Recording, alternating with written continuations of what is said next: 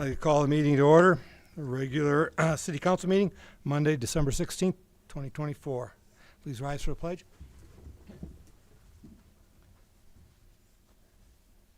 Pledge allegiance to the flag of the United States of America and to the republic for which it stands, one nation, under God, indivisible, with liberty and justice for all.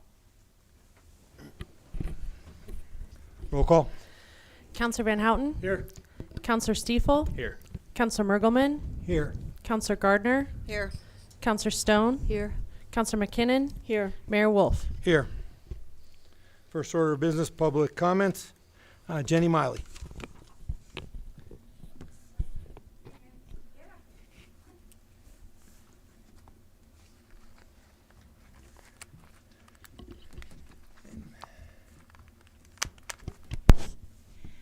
Jenny Miley, Ward 3. Good evening, Council. At the November 18th City Council meeting, the Gold Belt Tour representative gave a report. It stated that the Ute Nation objected to the wording on a sign outside Florissant, but the reasoning behind the Ute objection was not disclosed. The reason for this decades-long conflict is who is determining what is a part of Ute culture. Does the Ute Nation determine what belongs to Ute practice and culture, or do others decide what is Ute culture? The Ute Nation objects to the oddly shaped, naturally occurring bent trees being linked to and considered as a part of the Ute practice and culture. This false linking narrative is on the Gold Belt sign outside Florissant. The Ute Nation, Ute tribal elders, tribal historians, spiritual leaders, and traditional practitioners issued an official response on the bent trees in 2019. The Sovereign Ute Nation proclaims, "This is not a known Ute practice within our oral traditions, nor is it practiced today. We do not have the practice of bent trees in our faith or lifeway." The official position also states, "It is not the place for the general public to challenge the Ute leaders on matters of traditional knowledge." The Ute Nation is one people, one tribe, descendants of the Capote, Moach, and Wiminuche tribes of Colorado. The Ute Nation, sovereign, self-running government within Colorado. Therefore, the Gold Belt must defer to the Ute tribal government on social and cultural issues, not to others and not to the Gold Belt. Today, to some people, the value of the Utes' presence in Colorado is a marketable commodity, with all aspects of the Utes' life to be sold as trinkets for profits or used to increase tourism in the area. The Gold Belt sign outside Florissant, as written, must be removed. All aspects of the Utes' name, knowledge, and culture may only be used with the consensus and consent of the Ute Nation. The sovereign Ute Indian Nation determines what defines its Ute culture and knowledge. Thank you. Okay, thank you.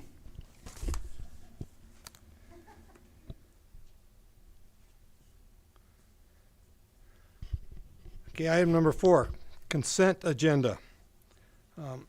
Consider approving the minutes as written for the meetings on December 2nd and our special meeting on December 9th.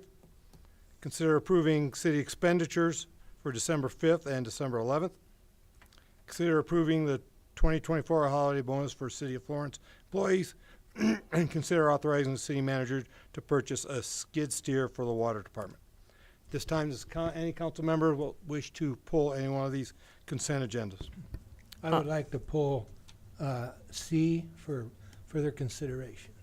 Okay, I Aye. agree. C has been pulled. Okay, any others? So we have a motion then to approve items A, B, and D. I'll make a motion to approve consent agenda A, B, and D. Do we have a second? I'll second that.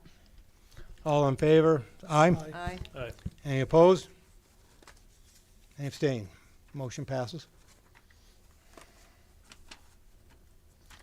Okay, item C. Consider approving the 2024 holiday bonus for the City of Florence employees. Rule. I agree with the whole bonus motion here. The only thing I disagree with, and I would like to have it removed, is the last half of the last sentence on the suggested motion.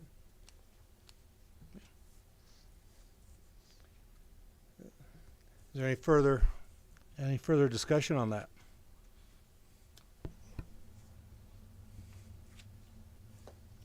And I was removing because this is a item that is budgeted, and I think this is a special time, and I just wanted to acknowledge the bonus separately from the regular business items, and just say thank you to all of our employees for an outstanding exemplar 2024. All right, do we have a motion? Rudel?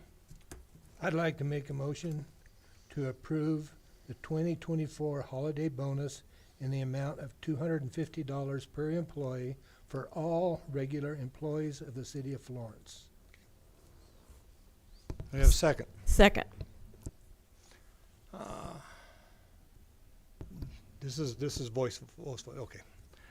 We have a motion, we have a second. All in favor, aye? Aye. Any opposed? Motion passes.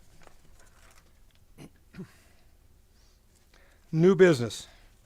Consider adopting ordinance appropriating sums of money for the 2025 budget for the City of Florence. City manager.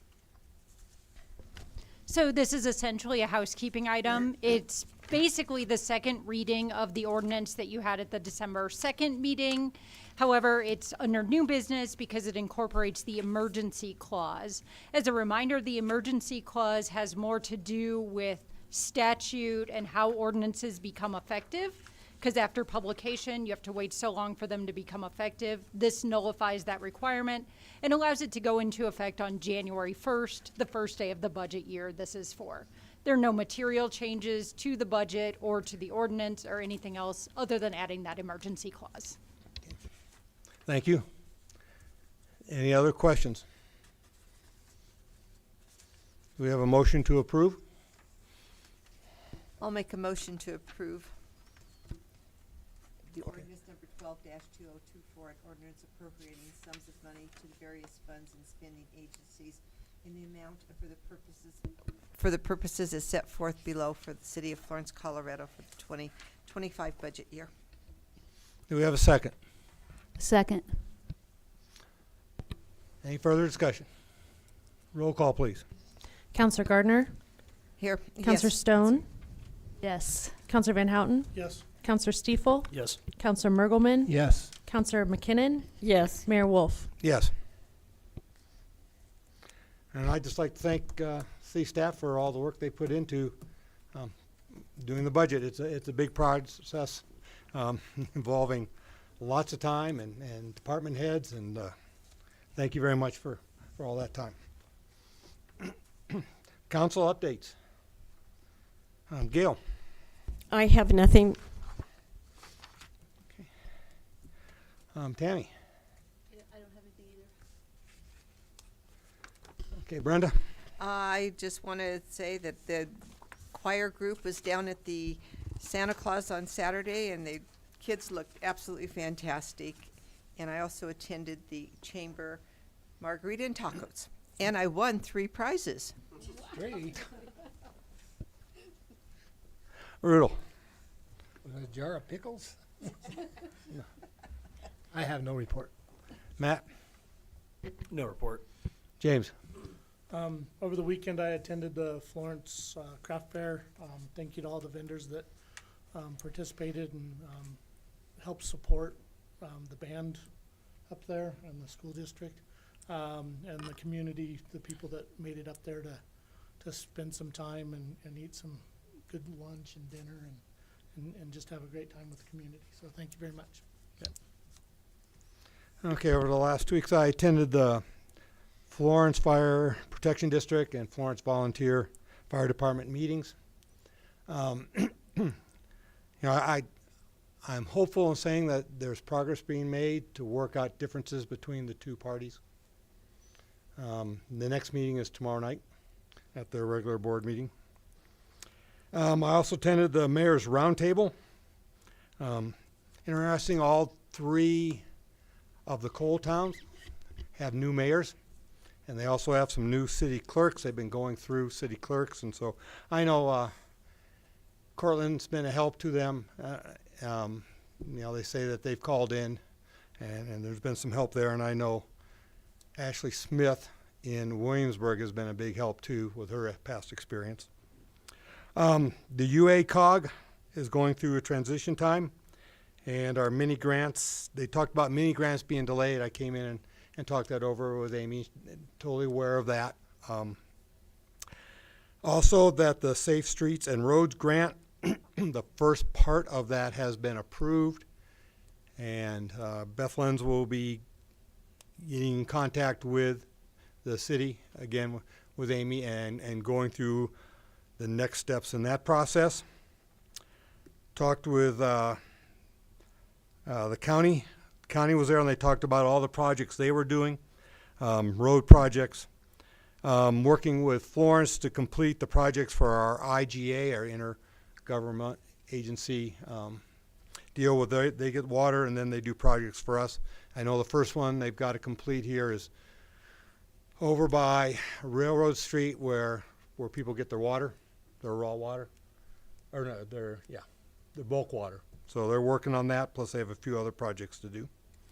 The county also brought up the potential for a large CDOT project on Highway 115 from 9th Street in Canyon to Penrose, I think to the roundabout. And there might be a town hall coming up first quarter of this next year, which I know we will. Again, I talked with Amy, we'll get that information out when it becomes public for the town hall, because obviously 115 comes right through Florence, and so that'll be a big impact here. And then Canyon City did not have too much to talk about, and I just talked about all the things that was going on in Florence. I attended the Zoom meeting with the PUC and their intervention team, and that is proceeding well. The hearing is completed, and the decision by the PUC should come in January.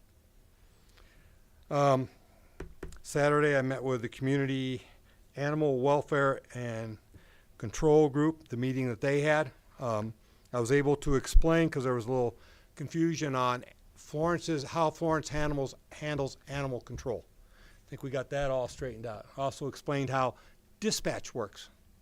You know, so it doesn't matter when you call in anywhere in the county, it all goes to one place, and then they send it out to the proper jurisdiction. So we got that. We talked about that and got that cleared up. And the group focus is, you know, a lot of people I think thought the focus was going to be on Florence, and it's not. It's on the welfare of animals and how that can be improved throughout Fremont County. And so they're going to proceed with some things there. And I'm glad to see that our signature tree on North Pikes Peak has been removed and is down. And that's the dead tree there on North Pikes Peak on the left as you're going up, or on the right when you're coming down. I'm so glad to see that one down, because that's the first thing I'd see for the last 5 years coming down from the high school. So thanks for that, and the tree program will continue. We'll start to see more of our hazardous trees down. Okay. City Manager. So I have nothing to add to my report. Do you all have any questions on there? Okay. I did want to thank council for your support and work on the budget as well. It's a big effort across all departments and across the city, but it's important. It lays the foundation for everything that we do. And really special thanks to Finance Director Lori Cobbler. We couldn't pull it all together without her, so. I did have one question. It would be on your second bullet under internal meetings. I've had some people ask me, well, what if we don't reply to the copper lead survey deal? What's the ramifications of that? So we're going to keep asking people to try to reply. What this free program is it's done through the state, and we're coming out and kind of going door to door, and we've asked several people if we can allow a third-party contractor to do some potholing on their property to determine what their side of the service line is. There's no cost at all to the homeowner, and we return to the property to its previous as-is or better condition. The third-party contractor is kind of deciding where we're going to do that, so we're not going to be able to offer that for every home, but we would encourage everyone to take a look. At this time, under the EPA and the CDPHE regulations, you're not required to replace your side of the line. Even if it's lead, you can choose to not replace it if you want to. The city is required to replace our side of the line, which is typically from the main to the meter in most cases, but the homeowner will not be required unless the EPA or CDPHE chooses to change those regulations. Okay. Well, that's good to hear, because I didn't know they'd come down with that. We've been waiting for their ruling on that. Okay. So if anybody is questioned about that one, we have an answer now. Okay, thank you. Yes, and there is an FAQ available on the website as well that talks through some of those points. So I'd love to encourage anyone to go and take a look at the WSLI, so Water Service Line Inventory FAQ, that hopefully can answer some of your questions and has a contact information. We've set up a special email particularly for that. If anyone has additional questions, they can send in and we'll be happy to answer them. Okay, very good, thank you.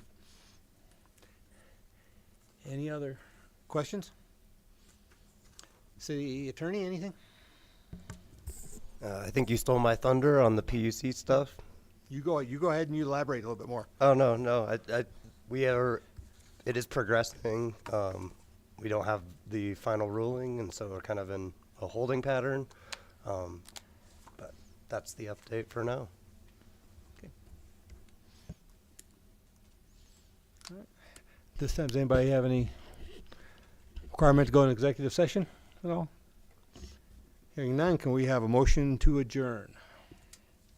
I'll make a motion to adjourn. Do we have a second? I'll second that. All in favor, aye? Aye. Any opposed? Any abstain? Motion passes. Meeting is adjourned at 6:47.